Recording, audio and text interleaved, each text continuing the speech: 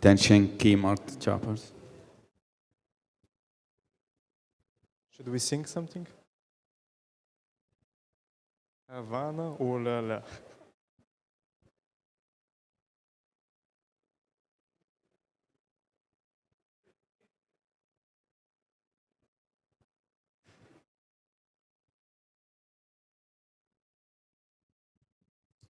Okay, dear friends, welcome to the panel, another panel here that's called Biggest Competitive Threats and Opportunities in Telematics Globally in 2019 and Beyond.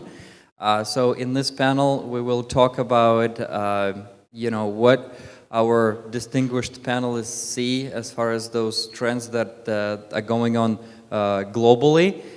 You guys all are the owners or the key stakeholders in those businesses that you represent here. So I'm sure a lot of the time that you guys, there's a lot of time that you spend thinking about not just the present of where you guys are at any point in time, but about the path going forward for your companies. So this panel is set up to help you think about those opportunities and also threats that are out there. So I'm very pleased to have this great lineup of speakers for this panel. So I'll just do quick introductions and we'll jump into questions. So to the left of me is Todd Morris with BRICKHOUSE Security. Todd is based out of US and has been with us as a wheel-on partner for about 3 years. Next is Kaloyan Kumanov from Bulgaria, the company NIC Electronics, and Kaloyan has been wheel-on partner for 5 years. And we've got Samir Obeid. Samir's company is called Traklink, and Samir is from Jordan and has been a wheel-on partner for 6 years. So as you guys see, we have folks from 3 different, not only countries, but continents that are participants in this panel. So that's what should really help with the global perspective on things when it comes to threats and opportunities in the industry that we all operate in. So welcome, guys, to the panel. Thank you. So, by the way, I'd like to make this panel as interactive as possible. So the first couple of questions I will direct to the panelists, but then I'll ask you guys in the audience to chime in with questions and do it that way. Okay, so the first question that I have for you guys is that as I mentioned, you all represent very different regions, and you've also been in telematics space. I think that's the case with each one of you, is way beyond you've been with wheel-on. All right, and can you comment, what do you see as up-and-coming trends that represent biggest opportunities for your guys' respective companies in the regions where you operate? And we'll start with Todd. So I've been selling GPS trackers since 2005. So it's been up on 14 years. I'd say one of the biggest opportunities is the knowledge that they exist. 14 years ago, the most common thing we heard was, I didn't know this was real. I didn't know you could really do this. I thought it was only in the movies. And now there's a lot more competition, prices have changed, and we'll talk a lot about that, but I think the biggest opportunity that comes from it is awareness. People are definitely aware of GPS, its abilities, its availability, and there's much more of a comfort level in using it. So I think the biggest opportunity is that the pie, the size of the customers that are potentially available to you, that pie has gotten much larger. Mm-hmm. Do you think it continues to grow, or are we at a point where awareness got to the level that it's not expanding beyond it? I think it definitely still continues to grow. I think that even though we consider it more mainstream now, There are still people who don't fully understand it, as I'm sure you know when you talk to even educated business owners. They don't understand why there's a monthly fee. When they hear GPS, they think about the navigation screen in their car. They don't really think about the reverse, how to find their car when they're not in it. So there's still an education process to go through, but I think that people are definitely learning more. There's a lot of competition coming into the market, spending a lot of money advertising and promoting and educating people about the market, which has its pros and cons. It means there's more competition and you need to figure out differentiation, but it also means that someone is spending marketing money to build awareness for the market and the solution. And I think that's definitely a positive opportunity. Okay, thank you, Todd. So awareness is the key trend there. Kaloyan. So first, thanks for the invitation for this discussion. I think I'm quite happy of what Todd said to hear this, because I should say something about us, about our business, is that 95% of our business is agriculture. So we're very focused into this domain. And if someone from the States is saying that the awareness improved, and still there is a discussion about the awareness, I'm happy to hear this, because it's the same in agriculture. And I see this as well. And I just want to give one example. Maybe some of you know about the biggest exhibition in the world for agriculture. It's called Agritechnica in Germany. And I'm just seeing every 2 years when they do this exhibition, I see a very big change of companies which were not anyway connected with telematics. Companies producing still like implements, like machines and so on. Now they speak about connectivity, they speak about telematics. So if such kind of companies which they don't have the DNA of telematics into them speak about connectivity, it means that the market really starts to understand and to open about this. And the other trend, what I see is that also in Europe we have this thing that we expect the new period starting from 2020, the new European period, and everyone speak about digital farming. So for our vertical sector, this is something quite important, because the farmers hear that as a part of digital farming, telematics is also something important. So if I have to summarize, this brand awareness from one side, the awareness of having such kind of solutions in agriculture is something which changes with the time. And now it's really become, or it's close to become mainstream. Mm-hmm. So from your perspective, the example with the agricultural sort of industry is the industry that at some point has been as far from technology as you can imagine, right? Now being more comfortable in understanding of what that technology can do to gain new efficiencies and help them drive their product forward. You can imagine if you're a farmer and you start hearing about technology, about telematics from your company selling you the machinery, if you hear about telematics from companies like Monsanto and Bayer, if you hear for telematics from the people in the government, then you start to think about, okay, it's coming. Great, thank you. So same theme, awareness is what, you know, is where the opportunity is. It sounds like what you're saying also, yes, Kaloyan, sure. right? Okay, Samir, what's your perspective? My perspective is Traklink been operating since 2005. And when we switched to VLON 6 years ago, that was realizing the opportunities in the certain sectors of the market that we see the major players in our market are under our umbrella. And the opportunity came arising from the fact that there are certain features from VLON, apps or platform that at that time does not exist with the competition. And in order to secure our clients and the stickiness, I'm going to also quote the previous panel, Jorge, what said, is the close engagement with the clients and really understanding what are their needs and realizing how can we meet them with the current available features that come with a VLON, or utilizing the SDKs and APIs in order to help them go into their verticals. Because in every market, the market leaders are also exposed to the new technologies that is related to their certain industry. whether logistics, fuel transportation, food distribution. They also attend seminars, marketing events, training sessions, and they are exposed to what's available in the world. And when they bring it back to Jordan and they see that we can understand their needs and we have somehow available solutions for it, we managed to secure many of them, and we put a strategy. It's like to keep an in close relationship with the clients in order to be ready whenever they have a need, or to present it in advance, just to make sure that he is aware that we have it when he needs it in the future.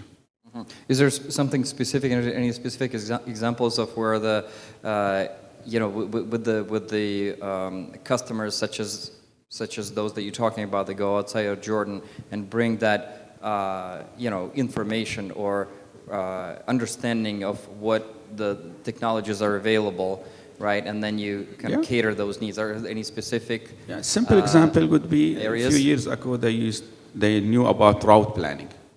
Sorry? Route planning. Yep. Call it route planning.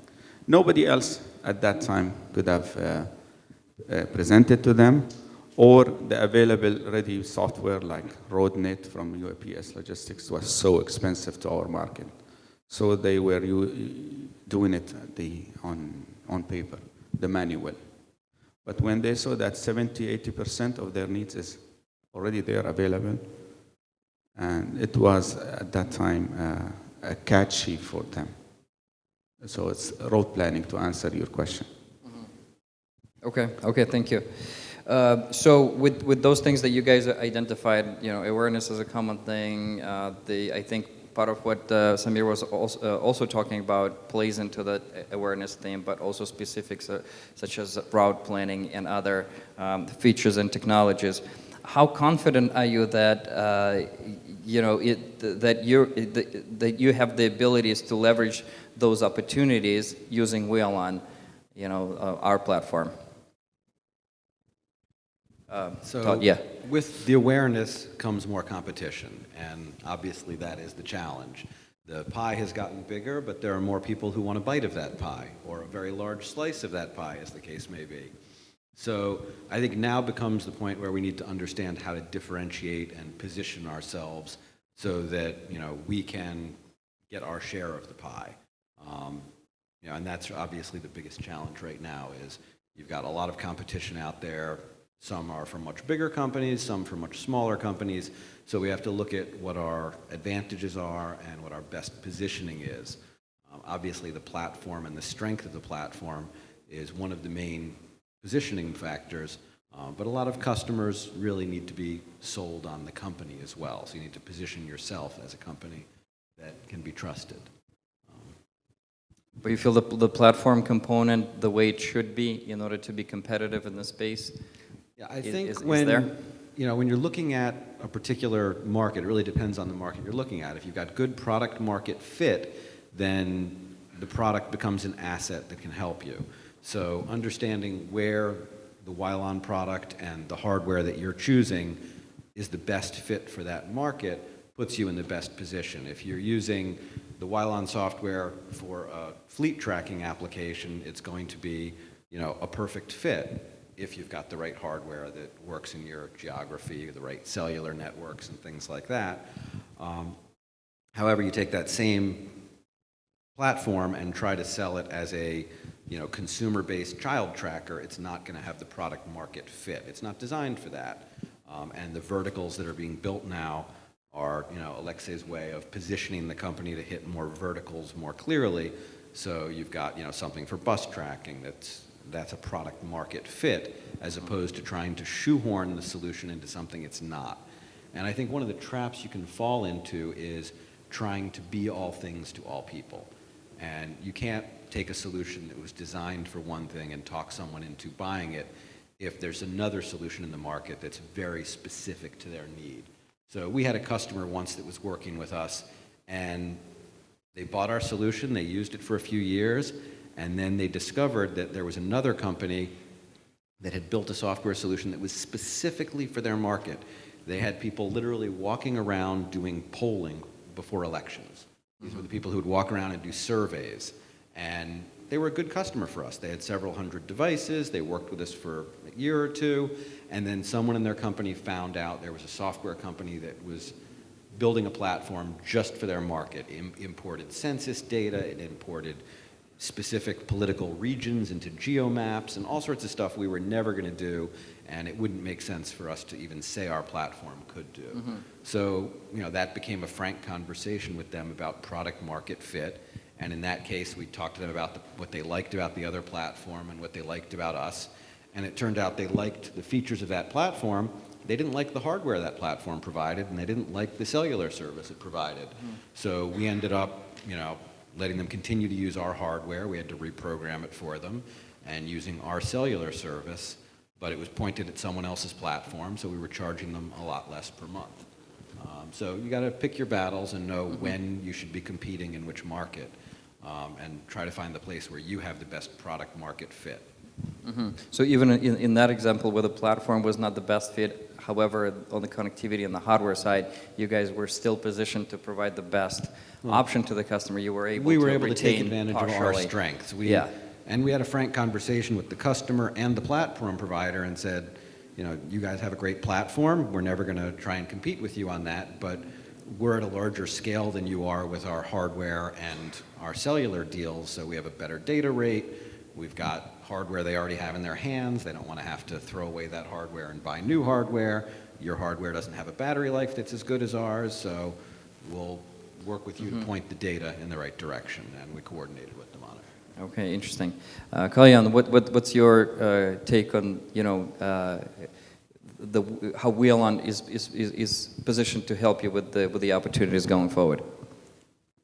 Well, I believe that what Gurtam is doing with the product is something which is giving us the confidence that we have a good product, and I'll just say go in this direction, continue going in this direction, because it helps us a lot. What I wanted to mention is about this market that we have now more and more opportunities. Actually, it's a very tricky moment now, because from one side we have a bigger opportunity, but from the other side, if you look on today on the presentation about the profile of the company here, of the integrator of Wheelon, it was about 1,500 units. So I'm confident that we can have such kind of business, and we can grow steadily our business. Most of the companies here.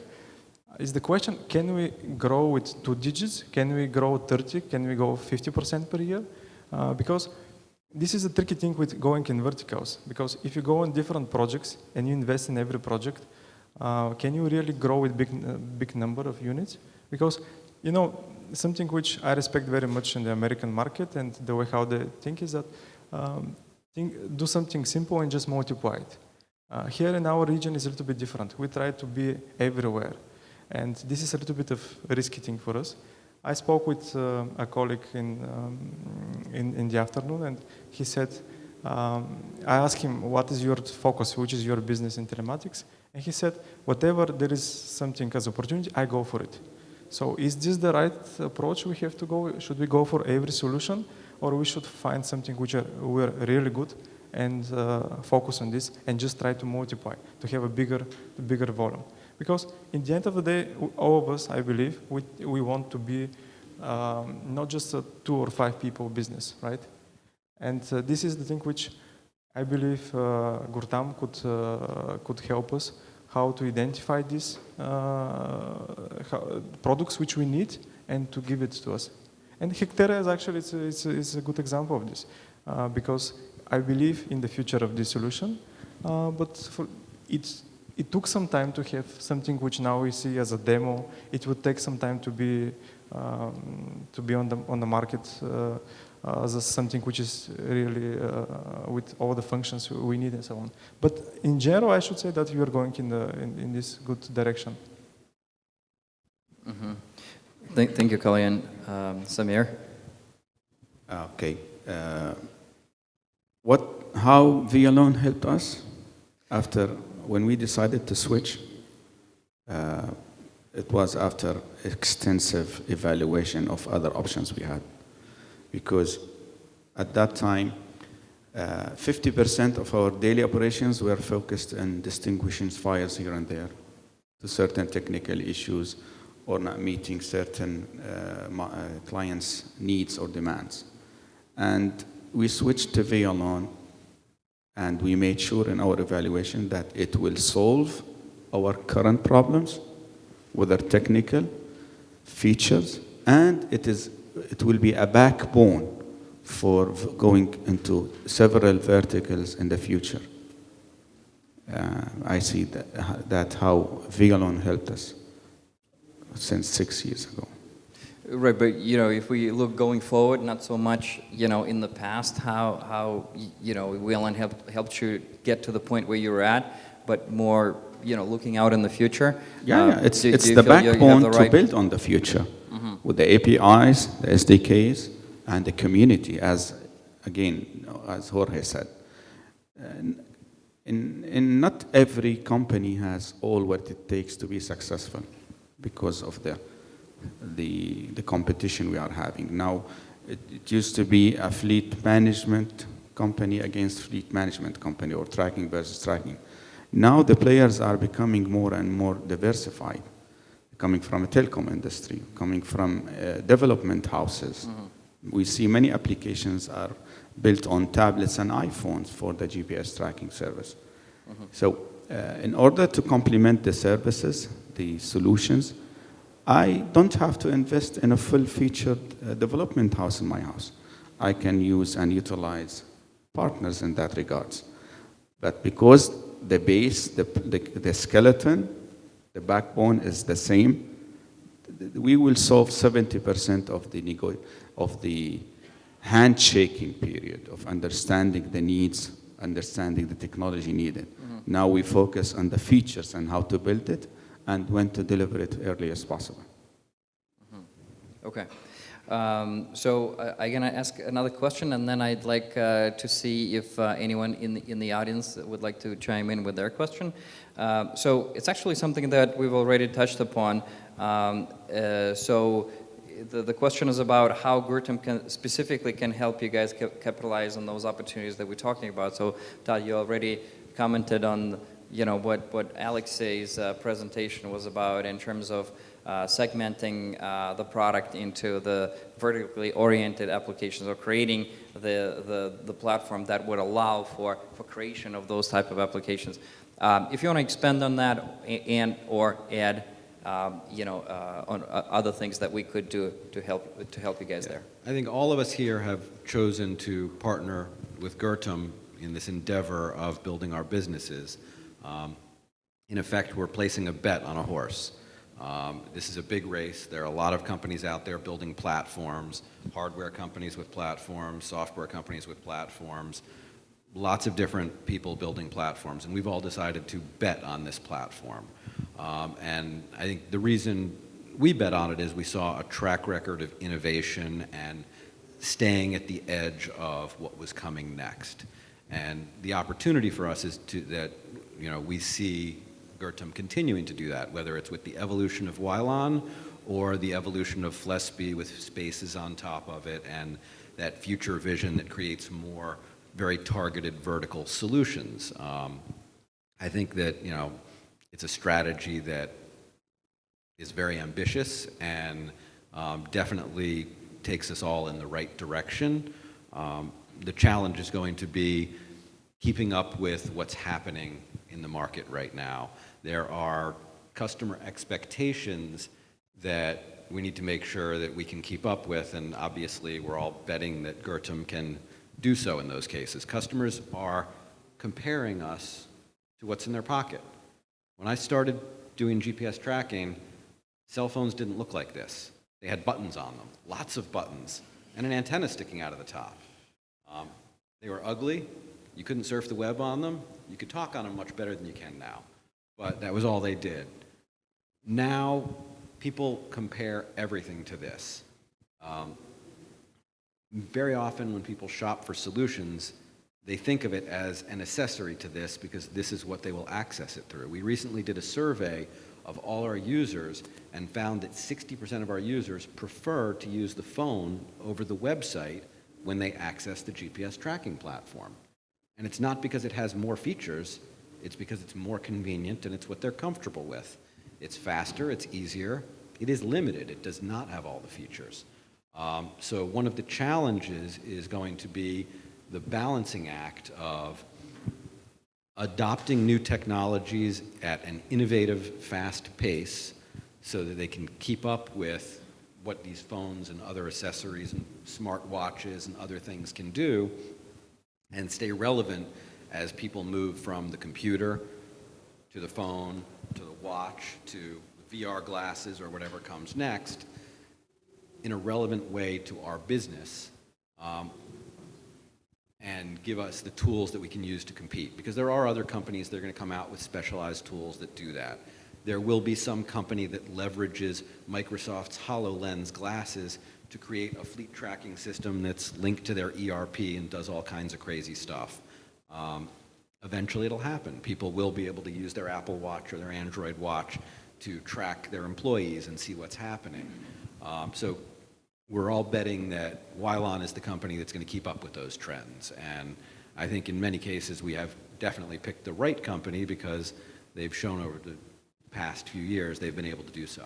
Mm-hmm. So there are some expectations that other technology companies set in terms of how we consume the information, what, the expectation about the way to consume that information, and feeding our solution into that general expectation that is becoming broad, right? For many people, their expectations used to be set by what they saw in the movies. When we first started having discussions about GPS tracking back in 2005, the expectation was that a GPS tracker was the size of a quarter, had a battery that lasted forever, and worked all over the world. Why? Because that's what it was in a James Bond movie. That's how it worked in the movies, and that's the closest thing they had to compare. It was their only relevance. Now, when someone thinks, how does a GPS tracker work? They think, oh, my phone has a feature called Find My Phone, or Find My Kid, or Find My Friend's Phone, or see where people are on the map.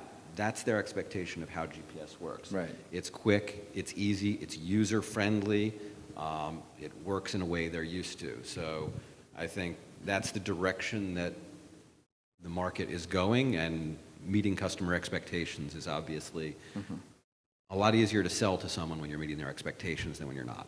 Right. Thank you, Todd. Kaloyan, would you like to add to that? I would like to add that your question was what we think that Gurtam can do more for this. How to help you guys to capitalize How on you those can help us. opportunities that we're talking about. So I believe that, again, speaking about our sector, I think that if you spend a little bit more resources into the different verticals, because, for example, speaking about agriculture, I saw that for you, Russia is actually still the biggest market, and agriculture is one of the most important domains in agriculture. But if you look on the other hand, I'm not sure whether there is, I believe it could be more resources in terms of human capital, in terms of development, dedicated to these verticals. Because I will appreciate if there is more people out, I can speak on agriculture terminology with you. Of course, if you'd like to open these opportunities, because like Todd said, the time of basic tracking is going a little bit in the past. Especially there is very crowded. For sure, it's not the blue ocean, but it's the red ocean. So we need to differentiate ourselves. And of course, if you can help us, it's going to be good for you. It's going to be good for us. So you would expect Gurtam to do more in terms of delivering those vertically oriented application to you in the sort of a ready form, right? And for us to be that company that provides a complete application for the vertical. For the verticals, in your example, would be agriculture.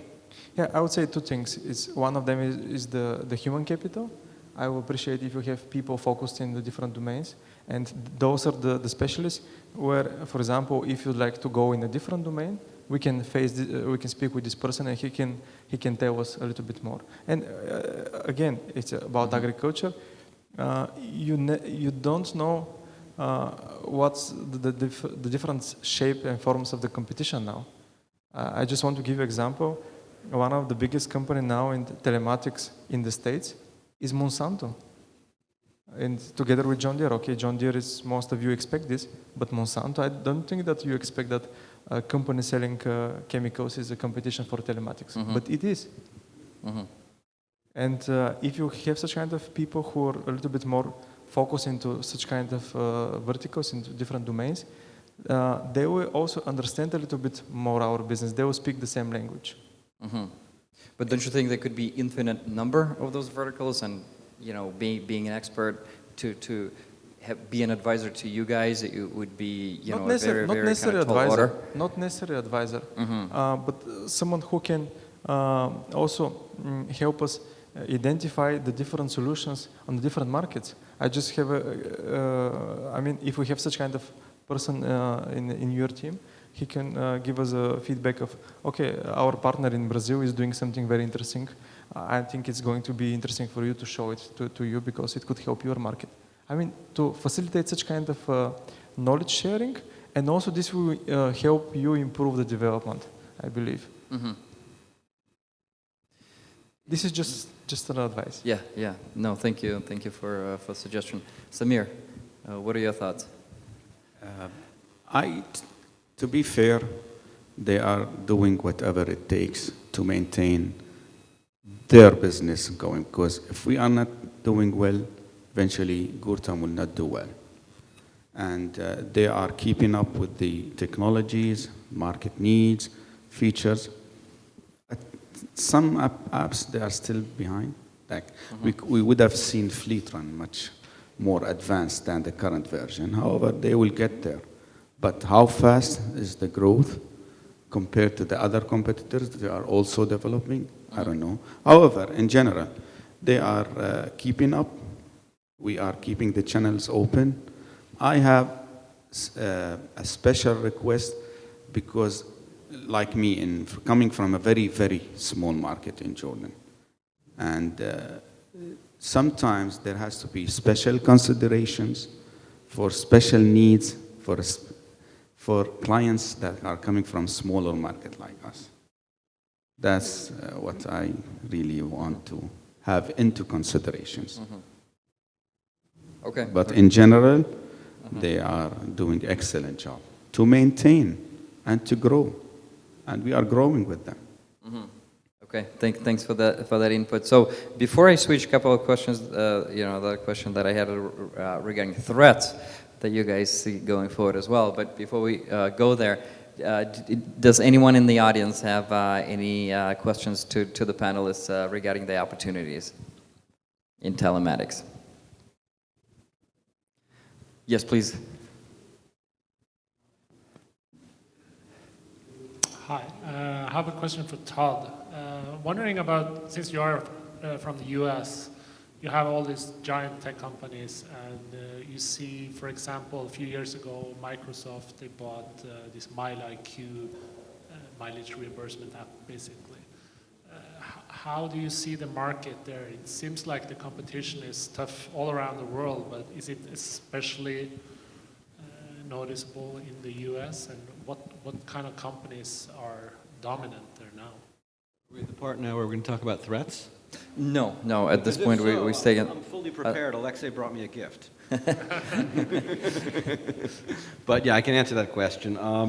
One of the things that has come up a lot when I've been here is a lot of people have noticed something that's happening in the United States, and I think a lot of people are a little bit afraid of it happening in other countries, which is the telecom companies, the really big companies, Verizon, AT&T, T-Mobile, and the technology companies like Microsoft and SAP and even Salesforce and people like that are all looking at this market, and they're very interested in it. And there's a reason for that. We have a recurring revenue business. And any business model where you get recurring revenue from business customers especially is very, very hot right now. And there's a lot of capital, a lot of investors, a lot of big companies sitting on big piles of cash, and they're looking at how to deploy that. And their number one thing they want for return on investment is recurring revenue. They want subscriber-based businesses. So we are dead in the bullseye of their target. They want a piece of our business. Verizon acquired the 3 largest fleet tracking companies in America. So Verizon is one of the biggest big 3 carriers. They bought Fleetmatics, Tellegis, and Network Fleet. These are 3 companies that each had over 100,000 to 250,000 subscribers. And they merged them all together into a new organization called Verizon Connect. So without a doubt, they're the largest in America. T-Mobile just announced they're getting into it. They've been reselling Geotab for a while. Now they're doing something under their own name. And AT&T has a piece of it as well. So we are seeing very large companies come into the market. And in some cases, these are very large companies that were previously our partners. We were buying data from them, and now they're competing with us, selling directly against us. We're very lucky that most people have a very negative perception of their ability to provide customer service. So we look at each of our competitors, and we look at where our strengths and their weaknesses align. And I think, an important thing to remember when you're talking about your competition is you need to think about your competition just the right amount. You can't think about them too much and get obsessed with them and waste your time and sleepless nights thinking about them all the time, but you can't not think about them either. So we try to think about them from the customer's perspective. What's the customer going to do? They're going to make a little chart and think about the pros and cons of us versus them. So that's what we do. And we look at how we compare to them from a customer's perspective. And, in the case of some of these very large companies, small business owners don't like how they're treated by very large companies. So we use that as our advantage, and we go and try to appeal to smaller businesses who will feel more comfortable with a company where when they call up, they get a rep who knows their name, who talks to them on the phone, and they're not just a number calling a faceless call center who's not going to remember them. I'm not sure if that answers your question. I think that it kind of naturally transitions us into talking about those threats, right? Yeah. So what you spoke about, Todd, is about the big cellular operators seeing telematics as a very attractive opportunity for them. Part of that is probably lighting up new subscribers on the connectivity side. And having that as an additional source of subscribers where the regular cellular phone market is very much saturated. There's probably not many opportunities to grow those connections that way, right? So that telematics is new source for that. Any other threats that you could think of when it comes to you operating your business going forward, where they could be coming from? It's a significant change to the pricing model. When a carrier gets into the model, we all buy our data from the carriers or from an intermediary by the megabyte. We're paying per megabyte, so it's a variable cost. The more you use, the more it costs. For the carrier, they have a 0 incremental cost. They've already invested in the infrastructure. They don't have to spend more money to create more bandwidth for that data. They've already created it. It's a fixed cost for them. So they're trying to get more profit out of a cost they've already spent, which means while we're charging $25 a month, they're happy to get $8 a month. No problem, because that $8 is all profit for them. They're not really paying an incremental cost on top of it. So it definitely changes the pricing model, and that's probably the most visible piece of the competition, how it changes the economics. Thank you. Kaloyan, what threats do you see? I think that with the cellular operators, it's a global, something that we could see globally, cellular companies getting into this business, and that's a source of threat. What else do you see as the threats for your business? Well, I don't know whether we should say it's a threat, but somehow I should be concerned about our growth, how we can grow our business. And again, not about adding, like Alexander today showed, like 3 or 5%. that can work. But on the other hand, Alexei showed that, and it's true, it's everywhere, I believe, this phenomenon that the salaries, actually the payroll expenses are growing. But on the other hand, you have the different competitors who are dumping down the price. So that's why you need significant growth to keep up with this. And in a situation where you have different competitors, because yes, the mobile operators for sure, everyone knows about this. But as I said, there is competition coming from places where let's say we didn't expect. From companies producing machines, they have their own telematics. So everyone is taking a little bit of from the pie from this business, and we have to find how to grow our business significantly. Thank you. Samir, what about you? Same thing. I'm going to add to gentleman what said. Threats is coming from reducing prices, the price war, and the competition are learning, are copying what advantages we have in terms of features and platform. We agree it's not the same quality, however, for the client, till he discovers that it's not the same quality, the opportunity, 70% of them are lost. Now we come to the telecom industry, especially in our market.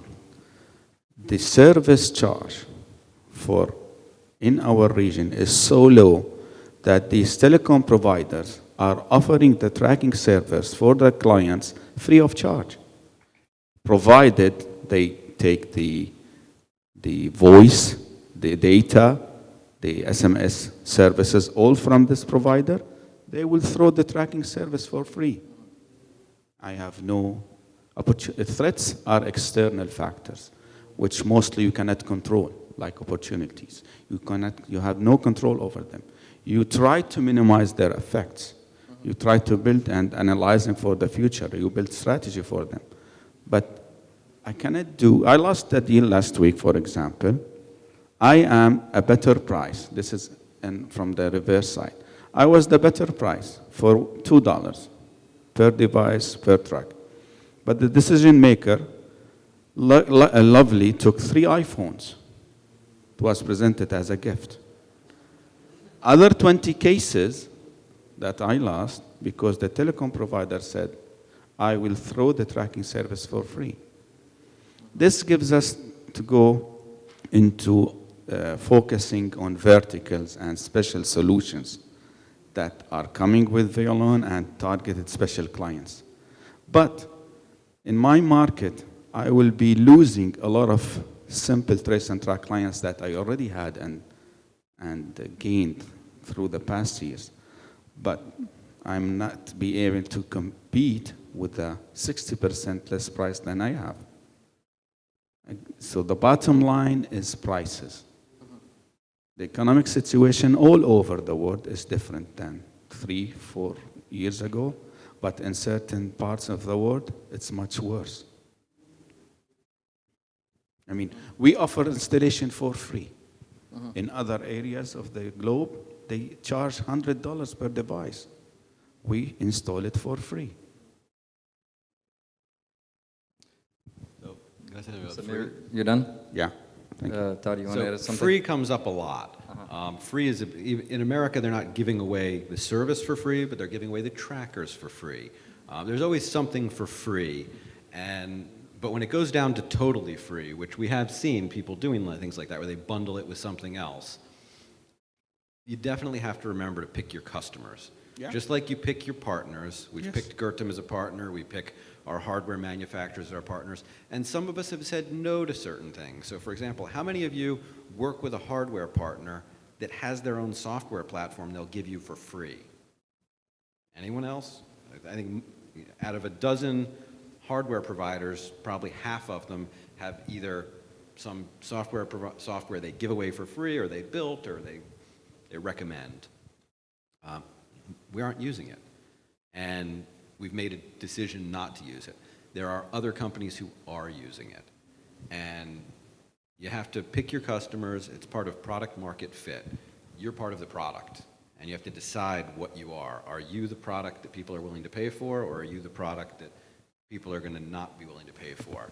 So we have to define who we're going to go after.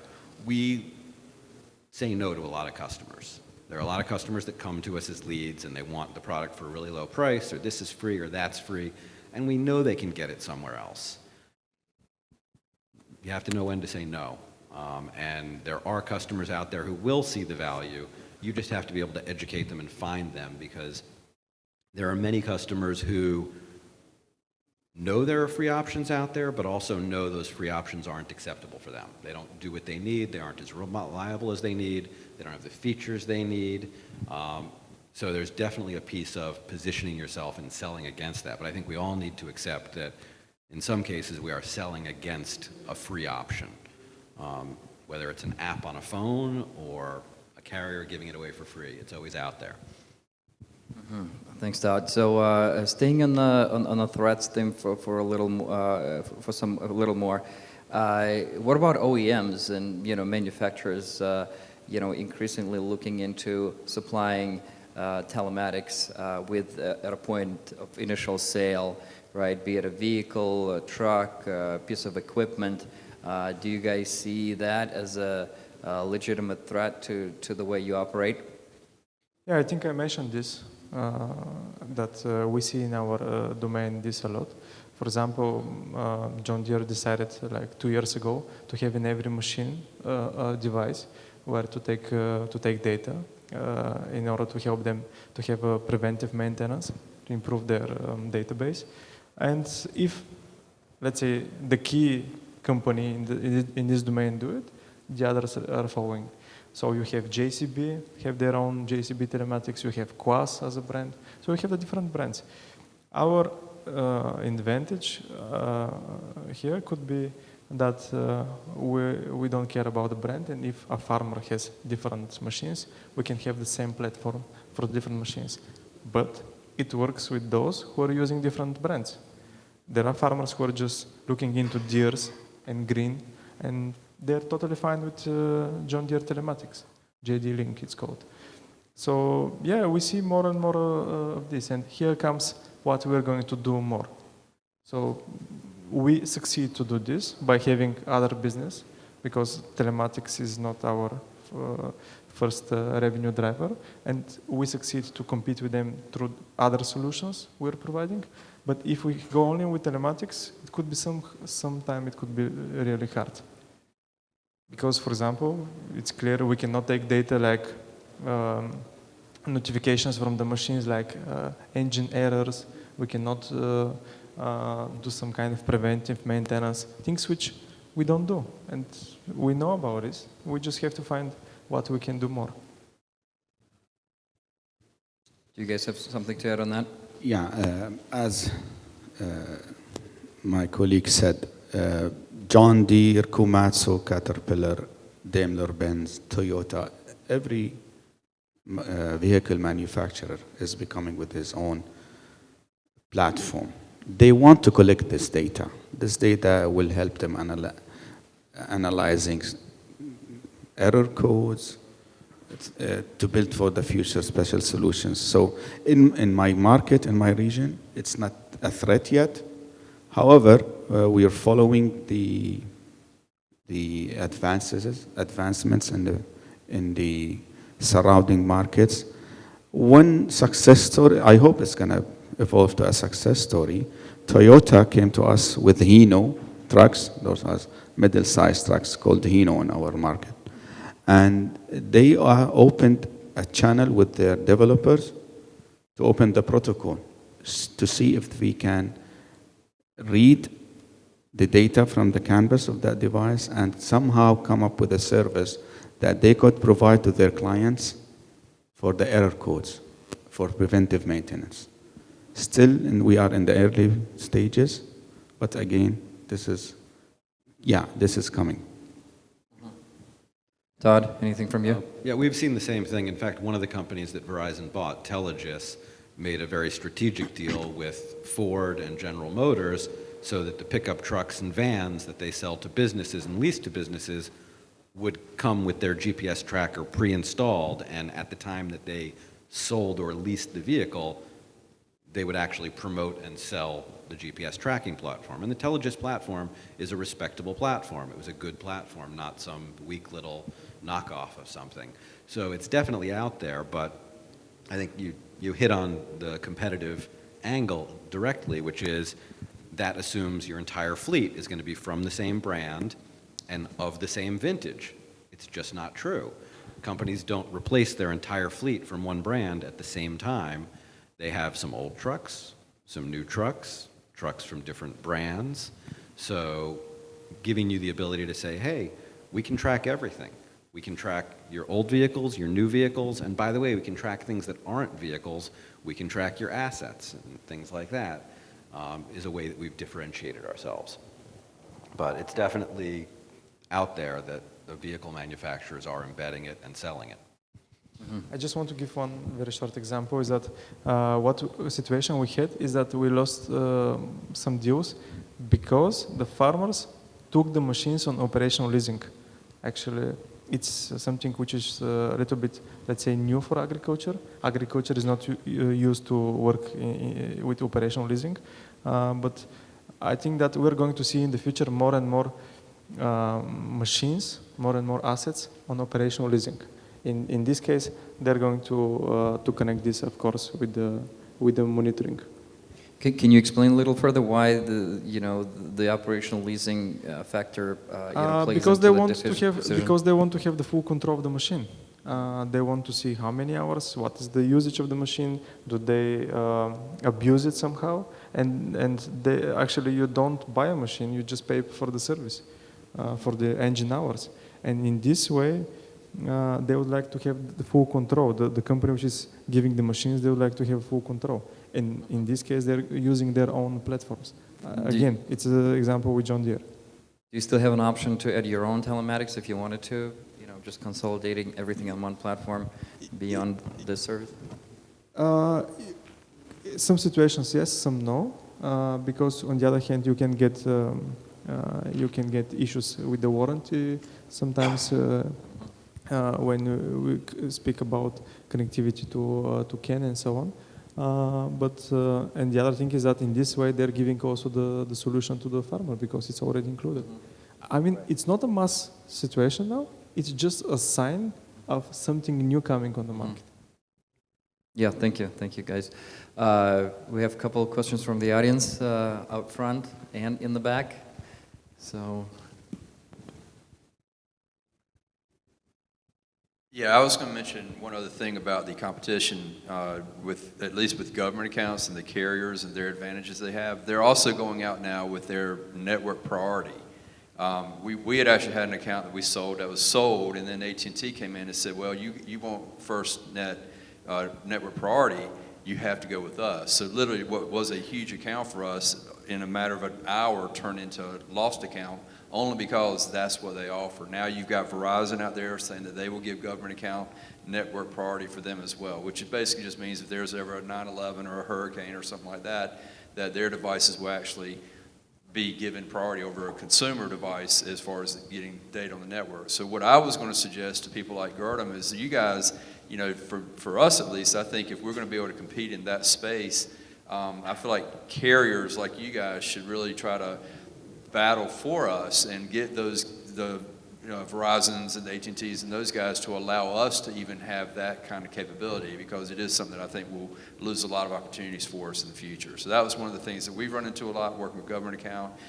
The carriers have really learned how to take that and make it a big deal for the government accounts out there. That's actually a discussion we've started to have with CORE in the United States, because we've bumped into the same thing. We sell a lot to law enforcement, and so FirstNet has come up once or twice, and priority. We buy a lot of our data through CORE and also through pod systems. CORE seems to have more negotiating power, so we are talking to them about being able to resell us FirstNet.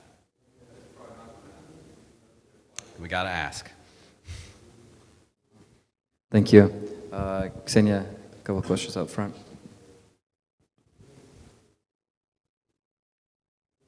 Now, it's obvious that telecom is one of the major threats in the telematics industry.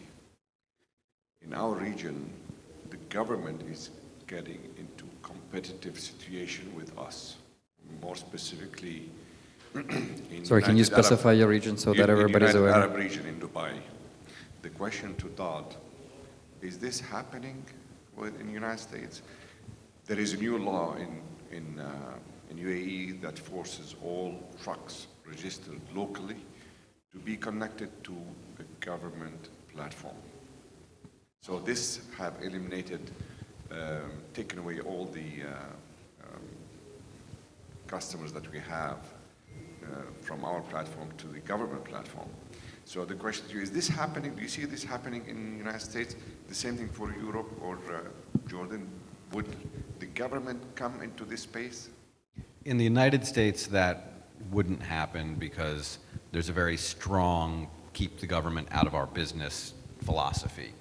However, there are mandates to give the government access to the information held by companies. So, for example, they did pass an ELD law for electronic driving logs. So now all truckers need to have some GPS. They don't have to buy it from the government, but the government enforces that you must have it. So that's actually good for industry because it forces people to become customers. They have to pick which private company they're going to buy from and buy it, which is more the philosophy of the way the US government works. It wants to force people to buy from someone else, not do it themselves. But sharing the data with And them. the same thing happened in Canada where they did lone worker. They passed a law and they said, you must, if you're sending lone workers out in the field to inspect oil pipelines or telephone lines, they must have a tracker, but you don't buy it from the Canadian government. You have to buy it from someone else and certify you have it. However, I'm sure there are other governments like yours that want access to that data and want to control it. And That makes sense to have, I mean, if they want to have the data, to get the data through telematics providers instead of getting it directly. But in both of those cases, it does drive the adoption, right? Whether the government is the central party in, seeing and getting that data passed through, or whether they just create a mandate that, creates the need, obligation to get the telematics. Obviously, it creates adoption on our side. On your side, it's taking away your ability to be part of that transaction. We are which is a present problem. actually in two regions, in several regions. The other region, Saudi Arabia, is adopting the USA way, where they're forcing people to install telematics provider, but the connection is through telematics provider instead of direct. Two situations. So hopefully you get more business from Saudi Arabia than you lose in the UAE. And Absolutely. balances out, we hope. Yeah, I'm happy to say that we're on the good side here. So we have different projects, but none of them is that the government owns the system and is giving information and so on. In our case in Jordan, the Jordan government decided to have its own solution and software for all their related public companies and government vehicles. So if there was an opportunity for us to sell a GovernNet or a public company, that's gone. But they will not be taking any private sector to their platform. So Dubai is unique in this. Yeah. Maybe not unique, but not the rule. Yeah, I'm sure there are other countries that would like to do it that way as well. All right, was there another question? It's not a question, but I think one of the biggest threats will be the 5G. 5G will change the whole play field of machine to machine and business to business. I think it's going to be a very big threat. How do you see 5G being a threat again? The telecom, the connectivity of machines to machines and machines to businesses, it will be different. Anytime there's a changeover, it's very disruptive to our Yeah, business. I don't that's know. true. I think the United States has been the worst at managing changeovers. Many of you still have the luxury of being able to use 2G and 3G. We got shut off from 2G, 3G, prematurely shut off. So I'm obviously afraid for 5G because it's just another nightmare coming down the road. I'm like, What's wrong with 4G? It works. Why can't we keep that for more than a year? It's a major headache because customers don't understand and don't like it, and very often they blame the provider. Why did you sell me this thing that doesn't last that long? You just sold me a 3G device last year, and now the coverage doesn't work. Well, AT&T just announced last year that they were shutting it down faster than they had anticipated. We didn't know. The carriers are not our friends. They are not our partners. They're just part of the ecosystem we have to deal with. So yeah, the transition to 5G will definitely be a headache. Yeah, for our business model we adopt, it's a disaster because we rent the device. What if we're going to change 20,000 plus devices from 2G to 3G or 4G? That's a disaster. Well, my experience is a little bit, let's say, different in the way that somehow I see that sometimes there is technologies where there is a lot of noise about them, a lot of discussion, but in the end they don't change a lot. So this is an example, for example, with narrowband. The mobile operators were speaking quite a lot about narrowband and IoT things and so on. And I still see it's already 2 years. There is not a pile of projects with narrowband. Meaning the point that, let's face it, we still have a lot of devices on 2G and it's 3G, it's 4G, it's going to come 5G and we're still going to use 2G, of course, if they don't stop it. If you're lucky, they'll let you keep using 2G as a fallback. We wish they would, because 2G is significantly better than 4G on battery life and reliability. Great. So we're running quite a bit, over time already. So I just again wrap up with the last question to you guys. When it comes to threats, so something that Samir, you mentioned that is there are a lot of threats that are outside our control, and I think we primarily focused our conversation on those. Are there any that could be within our control that Gurtam from our side could help you guys deal with as you see your businesses developing going forward?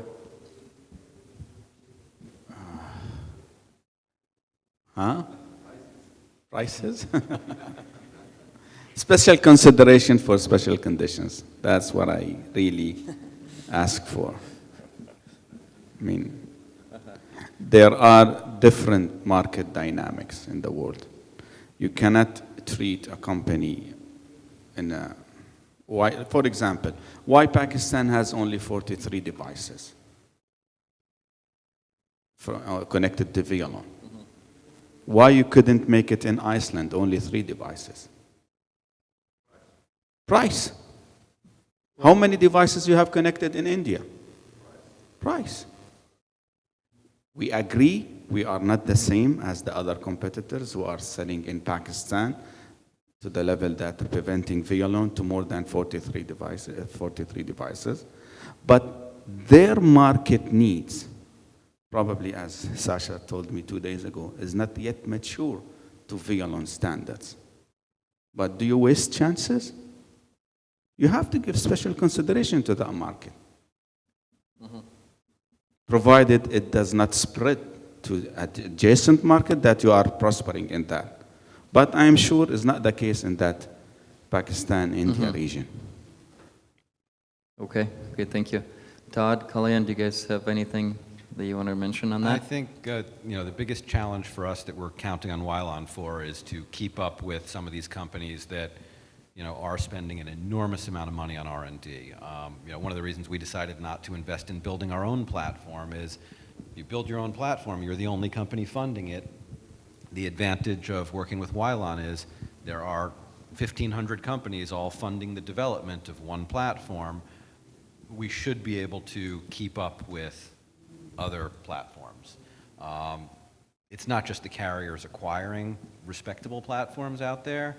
It's companies that are getting a large amount of capital from venture capital firms where, suddenly they've got $300 million to just hire 400 developers and build a platform from scratch. They're starting from behind, but if Wylon doesn't keep up, they can catch up. And so that's probably the risk that, we're betting on Gurtam for, is to keep up and make sure that we don't miss out on that next big change and evolution. And thus far, Gurtam's got a great track record, so that's why we're betting on Gurtam.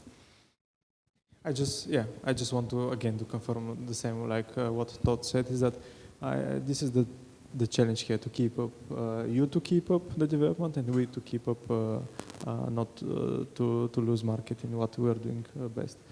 Because you have a good growth of the units, that's great. I see you are growing also a lot the team, just to continue doing the things in this speed. All right, guys. I just need to clarify one point for the audience, because why I'm stressing on special cases for prices. We are available on local users, so we buy licenses in bulk. We don't host and pay the minimal $2 or $3 per vehicle. We buy licenses in bulks, and that's why I'm asking for special consideration for special projects. Yeah. Gotcha. Okay, guys, thank you so much. It was a great discussion. Let's give our panelists a round of applause. Thank you.